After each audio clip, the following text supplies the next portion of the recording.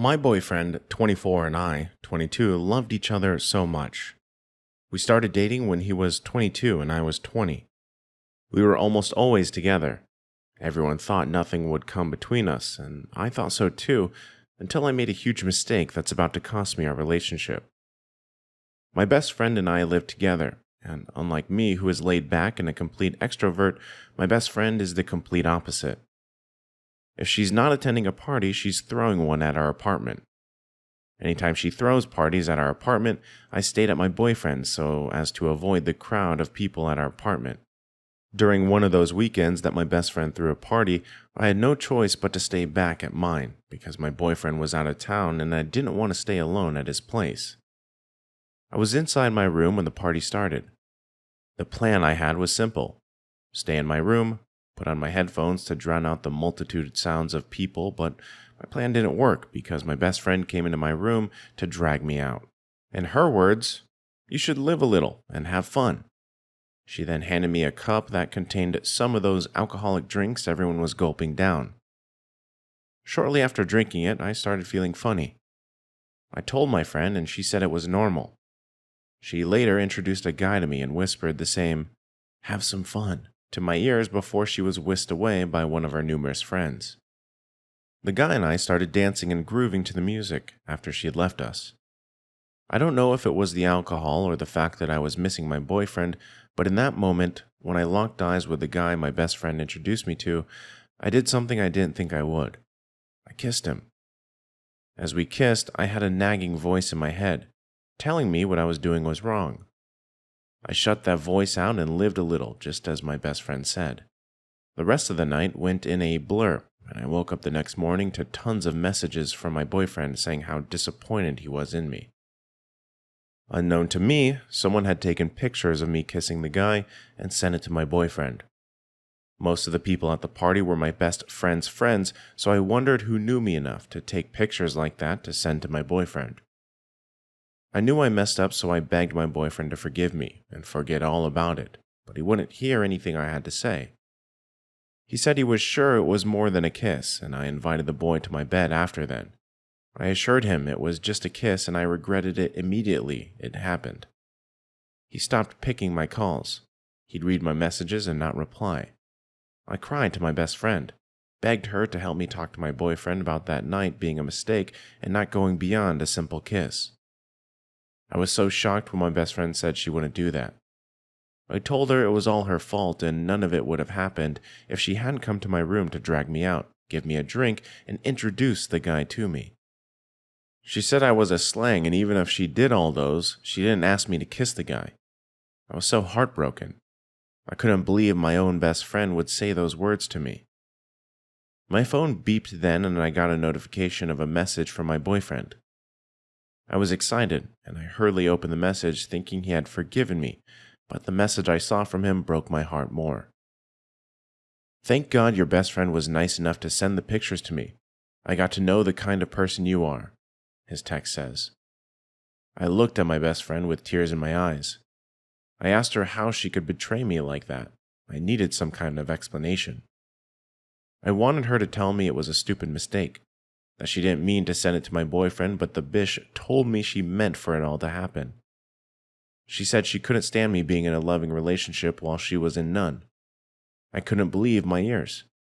Never in my life would I have thought my best friend was jealous of my relationship. I knew our friendship would never be the same, so I slapped her and walked out of her room.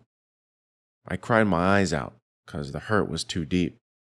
I wished I could have stayed back in my room, or even gone to stay in my boyfriend's house alone that night instead of falling into the trap of the bish I called a best friend.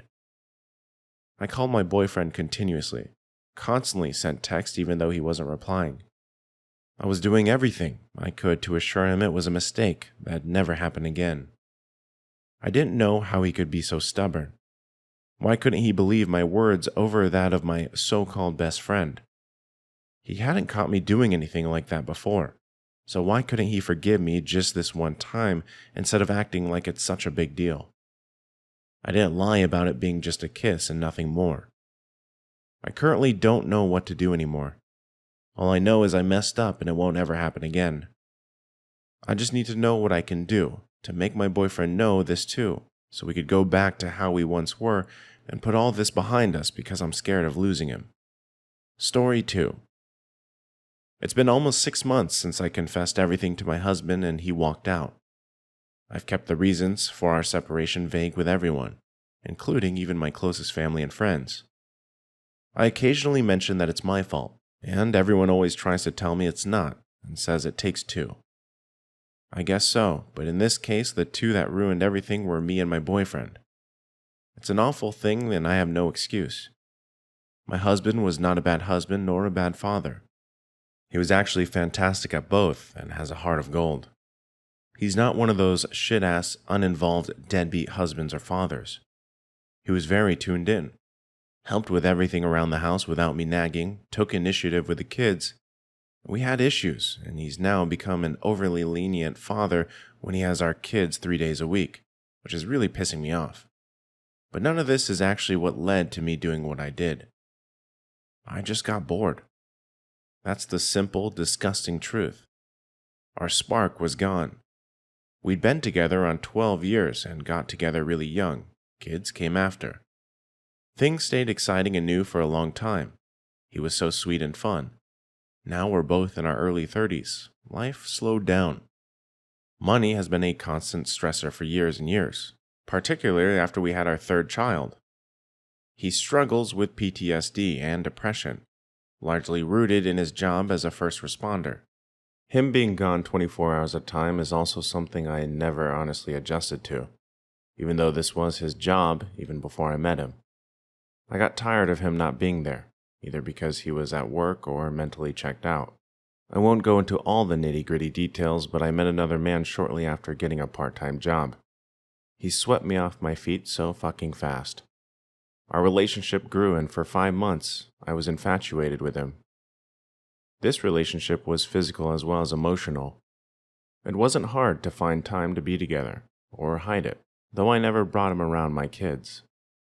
Eventually, the guilt just got to be too much. I told my husband everything, and he was distraught. I realized what I'd done and risked losing and promised him it was over. I had already quit my job earlier that week and told him I didn't like not fully being a stay-at-home mom to our youngest. I really did break his heart, and he didn't deserve it. I wrecked our family and have sentenced our kids to being shuffled back and forth until they're out on their own. I hate this so much and wish he'd take me back, but I don't see it happening. Comments. I think you should tell your family you cheated on him and that's the reason he left. Even though you say it's my fault, they will forever see you as the victim of being left rather than him being the victim of cheating. So if he ever comes back, they will have this unspoken dislike of him that he will feel even though he didn't do anything wrong. I'm saying this as the cheater in my relationship. And yes, your family will think you're scummy and never trust you to not do it again. But it's only fair that he not be seen as some sort of bad person. I feel horrible for your husband and kids. You deserve the guilt and misery, though. You're telling me this guy has PTSD and depression and still manages to pull through for you and his kids, and all you can do is ponder about how unexciting your marriage was. Well, guess what? No relationship will be exciting forever, but it can be loving and strong if both parties are willing to put the effort into it. You prioritize an adrenaline rush over your family for a coworker. A coworker. This is seriously self-centered and self-serving behavior. If you want to make co-parenting work, please work to do better. It seems like you've taken accountability, which is a good half step, but you should be fully honest about why your marriage is ending to make the step full. It's always sad to hear these stories, but really it's quite refreshing that you're taking responsibility for this and not blaming it to your husband. Being cheated on really takes its toll, and the damage it gives really changes the person. Not sure if you could salvage this, but if you do, things would be different, even if you don't notice.